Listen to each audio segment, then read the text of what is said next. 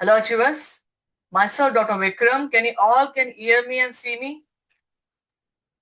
Sir, Okay.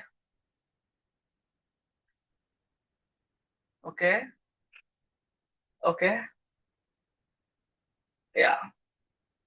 So today we are here for the discussion on the topic of the dental anatomy. That is starting with our first year subject, that is dental anatomy, which is one of the very fundamental subject. And this is one of the we all think, yeah, ये तो हमको मालूम, we all studied this and we already know this. But it's not like that. You have to be learning in again and again and again. Then only you can answer in the exam. So starting with the tooth numbering systems, we all know that is like, see, the tooth numbering system concept was actually given by the American Dental Association in 1947, where they stated that, see, you have diagnosed with one particular tooth. Suppose like it's in a upper right canine, that is 1-3. Isn't it with the pain or caries or is present? Suppose caries is present in that tooth. Then if you want to communicate with another dentist, how you are going to communicate is like a upper right canine. We cannot say like that, right? We should have certain terminology where our only dentist can communicate with each other, and where the communication is much more possible. That is one thing we can just say. Like that, the Zygmundi has given a classification and tooth numbering system in 1947. And later, the one of the difficulty was that in the Zygmundi or Palmer system, we cannot communicate directly by verbal. It is like in the written notes. That is like whenever we enter in our case sheets or any records, then we will be entering according to Zygmundi. But in a communication purpose, it is like in a verbal purpose, it is difficult one. So the ADA in 1968 has given a universal numbering system, and it is one of the very widely used in the western part of the world. That is like most of the western countries depend on these systems only, whereas our most of the other countries depend on FDI. And because of some limitation and lack of widespread use internationally, some recommendations have made some changes. That is, firstly, starting with the Zygmundi, you can see this is for the primary teeth where ABCDE, first quadrant, there is a fifth quadrant, sixth quadrant, seventh quadrant, and eighth quadrant, like that. We can just say for the primary teeth. Whereas for the adults, it is going to be 1 2 3, 1 2 3, 1 2 3, 1 to 8, like that is going to be in the adults. And when we indicate these arrows, that is going to be its first quadrant. This is going to be lower left quadrant. Is going to be like that. Is one of the like numerical part. In the children, it is about ABCDE. In the adults, it is 1 to 8 in each quadrant. And universal system of that is this is one of the very widely used, I said, in the western part of countries, right? And here, starting from the upper right third molar to the lower right third molar, 1 to 8, 9 to 16, 17 to 24, and 25 to 32 was the numbering system that they given. That is like, suppose a patient is having a pain in the lower left canine. Suppose that is generally what we say in our FDI. We say about like a 3-3, right? But in the FDI, that is Universal System of Classification, it is going to be 2-2. That is 22, not actually 2-2. It's 22. That is like it's in the numbering kind of system where we can say verbally that is 22, 2-1, like the 21, like that they can also say. But this classification is one of the very, very, very vast classification and most accepted classification, that is FDI, Federal Dental Internationally. And this is also called as two-digit system because the two digits are present where the first digit is going to indicate the quadrant that it is belongs, and second is the digit that indicating the number of the tooth, that is like which tooth it is going to be. Suppose in the primary teeth, it is going to be 5, 6, 7, and 8. That is fifth for the upper right, upper left, and lower left, and the lower right. It is going to be like that. That is in the clockwise direction it is going to run. And for the adults, it is going to be from the one first for the first quadrant, that is upper right quadrant, and 2 for the upper left quadrant, and 3 for the lower left quadrant, and lower right is going to have in a fourth quadrant.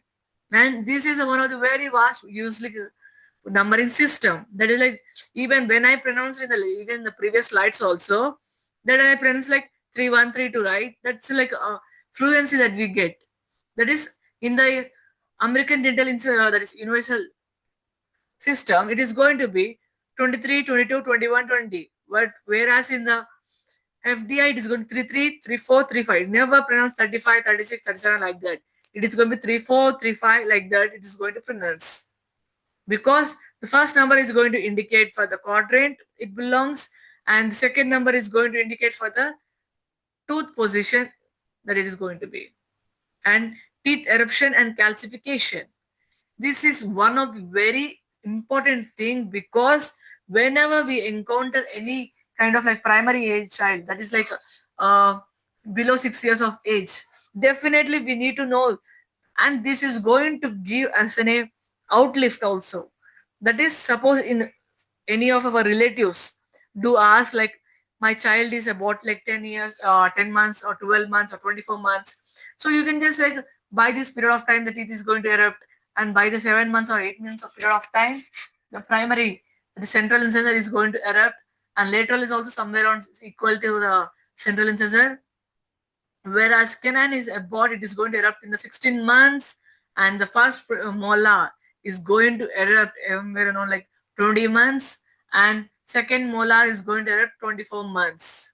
The mandibular teeth is also like about 6 months to 8 months for the central incisor, and same for the like a lateral incisor. And canine is going to be somewhere around 16 to 24 months, and the second molar is going to be last two that is going to erupt, and the first molar is going to erupt around 20 months. You can say this is like, see, this is going to outlift our verbal communication with the patient. If at all we know this, we are going to say and communicate with the patient much more confidently, and patient is going to trust like, acha, a doctor ko kuch to malum hai. Like they are going to feel like that is a going to like positive impact that we are going to get. And at the same time, the diagnostic stage, it is going to be a very, very important thing. Suppose the patient has crossed 3 years of age and still no teeth is being erupted, then we can definitely indicate for any kind of like condition is going to be present or not. That is like any kind of lesions or any kind of like uh, genetical abnormality are present, or we can diagnose those things. And coming for the primary dentition, you can see the crown completed eruption sequence and root completed sequence. And always remember that is root completion is always about like a 1 year for the primary teeth, around 1 year. And whereas for the permanent teeth is about 2.5 years. That is like central incisor which erupts into the oral cavity around 7 years. That is maxillary central incisor I'm speaking, 7 to 8 years, right? So by from that to the 2.5 years of time, the root formation is going to completely complete. That is, you have to understand, that is, root formation is going to get completed 2.5 years after, or 2 to 2.5 years after the crown eruption into the oral cavity, is what you need to understand. And this is one of the very fundamental thing that you should be knowing, that is the eruption sequence of all the teeth. And thereafter the permanent dentition central incisor is going to be 7 to 8 years, lateral incisor 8 to 9, canine 11 to 12, first premolar 10 to 11 years, and second premolar is about 10 to 12, and first molar is 6 to 7 years. This is the first permanent tooth to erupt into the oral cavity. It's one of the very important thing. And second molar is about 12 to 15 years, and third molar about 17 to 24 years of time. And the mandible 6 to 7 years for the central incisor, lateral incisor about 7 to 8 years, 9 to 10 for the canine, and first premolar about 10 to 11 years, and 11 to 12 years for the second premolar, and first molar 6 to 7 years, and second molar is about 11 to 13 years, and third molar 7 to 21 years. In the maxilla and mandible, the first molar is the one, that is mandibular first molar is the one that is going to erupt in the oral cavity. After that, maxillary molar is going to erupt in the oral cavity. can see the deciduous dentition. Now we are going to discuss about in detail, that is like a universal numbering system is going to be like universal number system A, B, C, D, E, F, G, H up to J and K, L, M, N, O, P, Q, R, S up to T. It is going to be because 20 teeth are present, right? 20 number is going to be T. But it is one of the very difficult. Can you remember that is number 11 is going to be which number, which alphabet? No, right? That is going to be one of the like difficult one we going to encounter with the universal number system. Instead of that, we can use either Zigmondi or FDI. And FDI is a much more recommended one because it is verbally communicated, also in writable also. And the major contrast between primary and permanent teeth. See, as we have to know each and every point in detail for a clinical oriented manner, at the same time, we need to answer our NEET MDS exam. So we need to be much more specific, clear, and clinically oriented. Otherwise, we are not going to get an answer exactly in the exam. The major contrast between the primary and permanent teeth is that is anterior teeth are wider mesiodistally in the primary teeth, and roots of the primary anterior teeth are narrower and longer, and narrow roots with wide crowns present an arrangement at the cervical third of the crown and root that differs markedly from that of permanent anterior teeth. You can see where here long and narrow roots are present, whereas in permanent, broad and wider roots are present, right? And it is one of the very distinguishing feature in when we take in the radiographs. And in the clinically, what we can see is like anterior teeth are wider than the mesiodistally. Then the cervicoincisal length. Here you can see they are wider in the mesiodistally when compared to cervicoincisally. And cervical ridges of enamel of the anterior teeth are more prominent one and more slender mesiodistally. Buccally and lingual surfaces of the primary molars are flatter, and primary teeth are usually less pigmented, whiter, and pulp chambers and pulp canals are highly placed. This is one of the very important thing, because whenever we fabricate an suppose like whenever we fabricate stainless steel crowns, or when we do any kind of like a restorations, is one of the very important thing that we need to remember. That is, pulp chambers and pulp canals are highly placed, so we can have a chance to go for pulpotomy or pulpectomy kind of procedure sometimes. And crown widths in all directions are large when compared to the permanent teeth in root trunks and cervices.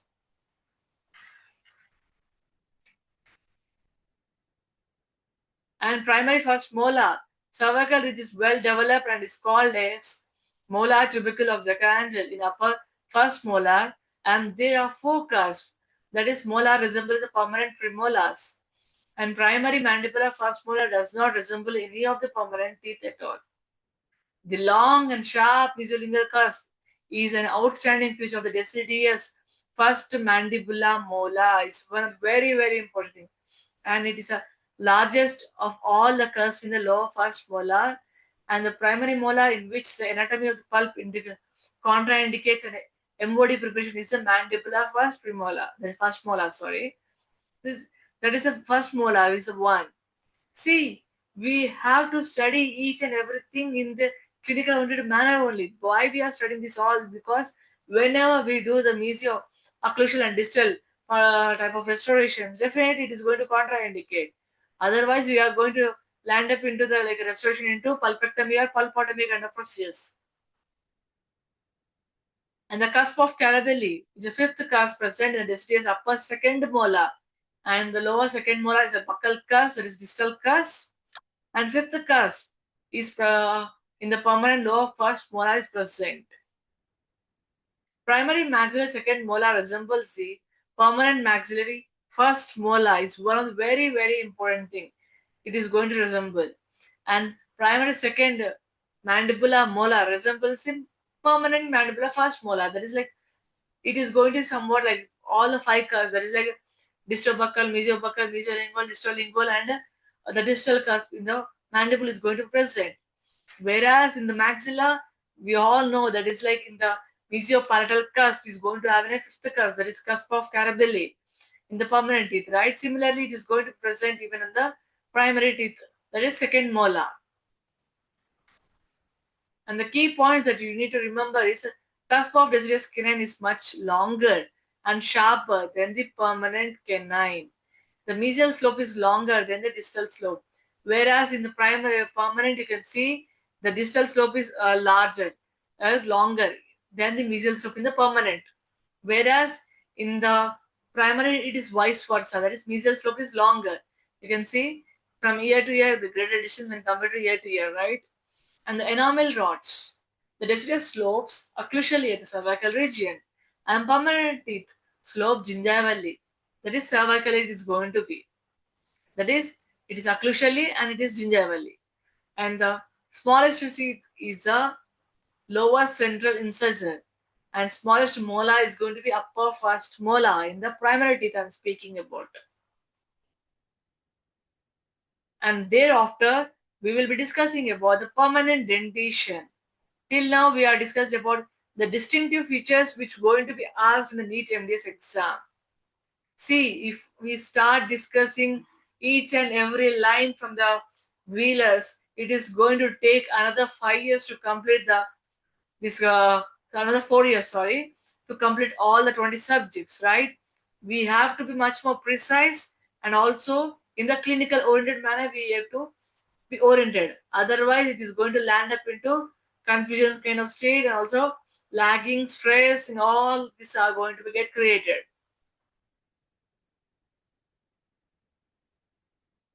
Maxillary central incisor, that is mesio-incisal angle, is sharp, while the distal incisal angle is rounded one. Is one of the very, very important thing that we have to remember.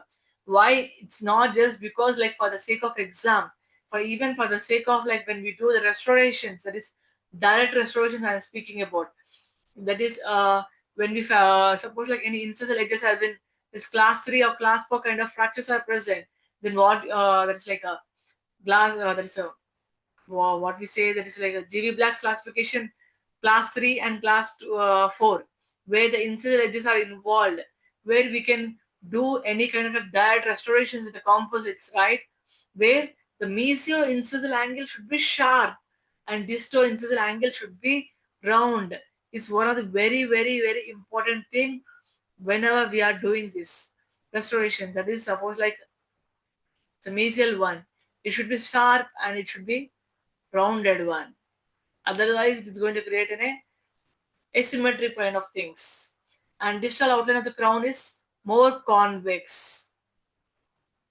Like this, it is going to be present. And mesial curvature is about 3.5 mm. Is the most prominent, that is pronounced compared to any other teeth. And incisal edges of newly erected permanent incisor shows the mammalians. Maxillary lateral incisors are lingual fossa is the deepest, with the lingual pits most often show the variation in the size, shape, and form next to third molars, and most common missing teeth next to third molars. That is, in the deciduous teeth, maxillary lateral incisors is the most common missing teeth. This is very commonly that we encounter in our clinical scenario also, and where they're going to have some kind of like spaces. Even like in the last month only, I guess, we had this kind of patient where the lateral incisors were missing congenitally, and we like before we diagnose it, we take an OPG. After we took an OPG and we observed that like, there was no lateral incisors. So what we did is like the patient is about 43 years of age, and there are gaps between the canines and incisors. So what we did is like we did a smile designing where we did more preparation on the distal side. That is like suppose I will be drawing this diagram like this. This was a present. So what we did is like we did a root canal. Definitely we have to do root canal in these kind of situations. Where after root canal treatment, after I did the complete root canal, then I reduced more on the distal side of the central incisor and more on the mesial side of the canine, and less on the distal side of canine and mesial side of the central incisor. Thereafter, giving adequate space for the lateral incisor And then we have fabricated zirconium crowns like this.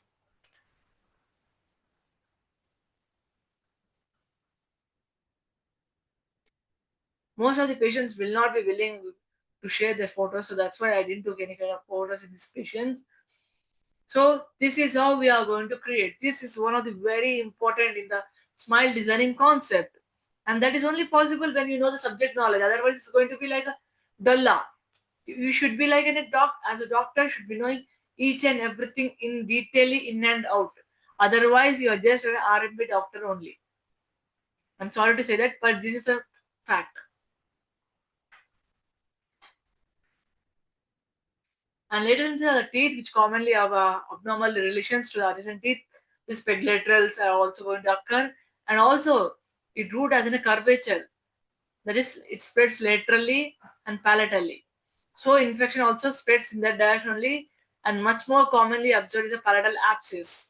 So, when we do the root canal treatment, also we need to be very cautious because of this bending of which we see, and presence of the developmental grooves in the maxillary laterals and mandibular centrals creates a flexibility and worsens the prognosis of the tooth during the periodontal treatment. And that is why the most of the like mandibular centrals are going to be a loose tooth, and they are going to exfoliate. And dense indentate is the most common in the upper lateral incisors. And maxillary canines is also known as corner of the tooth or the corner tooth or eye tooth or cuspids. And these teeth, as they develop near the orbital floor, most commonly impacted next to third molar. See, after third molar, most commonly we see this case only as an impacted teeth. And what we can do is like suppose if pain is occurring and there is no space for the teeth to create in the occlusally, then we can extract it off. Otherwise, if there is a space in the occlusally, then we can pull it up with the orthodontically by dragging it into the occlusion. Also, we can do that up. So, and the root is the longest and strongest of all the teeth. You can see it is the longest root of all the teeth are present, and maxillary and mandibular canals are the longest teeth in the oral cavity. And maxillary canals also have a crown about length.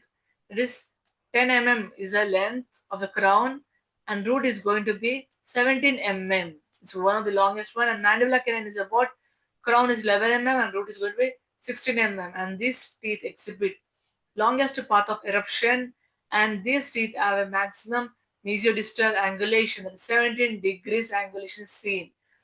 That is, it is not like just like straight. It is about somewhat like mesial angulation is going to be seen. That's 17 degrees. And mesial of resembles the incisors, and distal of is going to resemble the premolars. And in canines and premolars, except the maxillary first premolar, mesial slope is shorter than the distal slope, and the least common tooth to show the bifurcated roots. And it is the tooth which is blocked out due to lack of space. And we all know whenever it erupts, it going to create an ugly duckling stage. And once it is into occlusion, the ugly duckling stage is going to get corrected. Mandibular central incisors is the smallest of all the teeth, and both the mesio-incisal and distal incisal line angles are going to be sharp. And this incisal ridge is a sharp and is approximate at the right angles to the long axis of the tooth, and exhibits a few developmental lines and growth and dentition next to mandibular incisors as we discussed. And the incisal curvature of the cervical line is marked and extending approximately one-third the length of the crown. These features make it difficult to distinguish between the right and left. That is like it is somewhat like a dabba kind of things. So central, right or left, we are going to get definitely confused because both look same. And the lingual surface is smooth with the least prominence of the lingual fossa. And the labiolingual diameter of the crown is always greater than the mesodistal diameter. That is, this is going to be very small, that is 4 to 5 mm only. But whereas in the buccolingual dimensions or labiolingual, it is going to be somewhere around 6 to 7 mm. And this reinforcement makes them bear the greater masticatory stresses occurring in the labiolingual directions. And this usually has one root canal, but two canals may also be found quite frequently. Endodontist, whenever we do a root canal treatment, that's why we need to follow each and every step and protocol like that only. You can see the maxillary, this mandibular lateral incisor, the smallest tooth next to the mandibular incisors, and incisor is not at right angles to the line bisecting the crown and root labilingually. Incisor edge follows the curvature of the dental arch and giving a crown the appearance of it being twisted slightly on the root base. That is, like this it is present. From here onwards, they are going to give a curvature of the arch. And mandibular canine is the longest crown, and among the anterior teeth is a bifurcated roots, and root canals are most common in the mandibular canine. Permanent dentition, that is the premolars that we are going to discuss now. It has two cusps and two roots. Lingual cusp is shorter and sharper than buccal cusp, and its cusp is mesial to the buccal cusp. That is like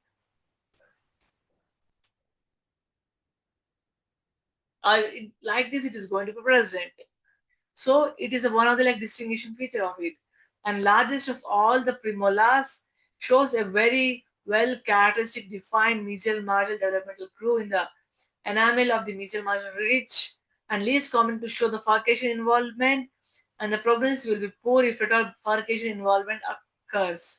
And root concavities are more marked in the maxillary first premolar, mesiobuccal root of the maxillary first molar, and both the roots of the mandibular first molars and mandibular incisors.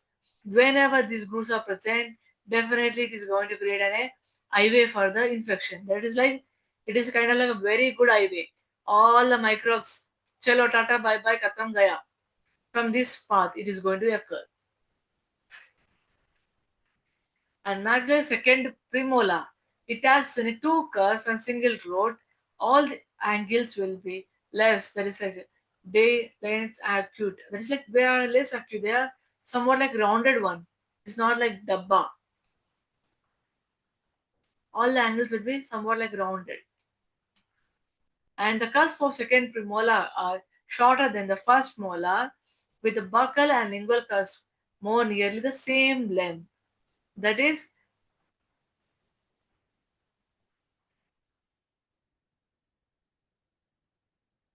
so that is why when we arrange the roots, it is going to be touch a glass plate. Why it has to touch a glass plate? Because the cuspal length was same. Whereas in the that is first molar, the first premolar, it is 1 mm above the occlusal plane. Why? Because of its different in the length of the crown. It's not just like whatever we randomly we arrange the teeth. Everything is interlinked, because when we draw a curve that is like a circle, that is like entire all the teeth is going to be like this only in the curve only. And this is one of the very important thing. When we see the mandible, it is going to be like reverse curve, and the maxilla it is like monsoon curve. Is going to be, this is one of the like this all the spherical theory. It's not just like simple theories that are given. By taking all this, there is anatomical variations, anatomical structures, and the morphological variation structures, and according to the joint and all the spheres, geometry and everything into consideration, then only they are given these concepts. Not just chumma, they are given these all concepts at all. And mandibular first premolar is the smallest of all the premolars, and the crown of the mandibular first premolar as a lingual tilt. This is one of the very important thing.